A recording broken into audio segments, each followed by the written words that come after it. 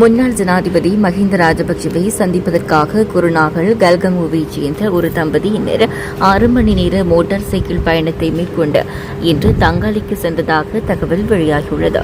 முன்னாள் ஜனாதிபதி கொழும்பிலிருந்து தங்காலை கார்டன் இல்லத்துக்கு சென்றிருப்பதை அறிந்ததும் அவர் மீதான தங்கள் பாசத்தின் காரணமாக இந்த பயணத்தை மேற்கொள்ள முடிவு செய்ததாக குறித்த தம்பதியினர் தெரிவித்துள்ளனர். பின்னர் அவர்கள் மஹிந்த ராஜபக்சவை சந்தித்து சிநேகபூர்வ உரையாடலில் ஈடுபட்டதாகவும் குறிப்பிடப்படுகிறது. அத்துடன் முன்பழி சிறுவர் பாடசாலை சேர்ந்த குழு ஒன்று அவர்களின் பெற்றோருடன் சேர்ந்து முன்னாள் ஜனாதிபதியை சந்தித்துள்ளதாக செய்திகள் வெளியாகியுள்ளன.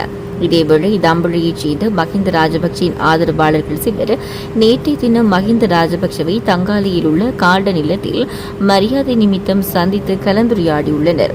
தாம் இப்போது மஹிந்த ராஜபக்சவுடன் ஆதரவாக ஒன்றிணைந்து செயற்பட உள்ளதாக குறித்த குழுவினர் அவரிடம் தெரிவித்தமை குறிப்பிடத்தக்கது.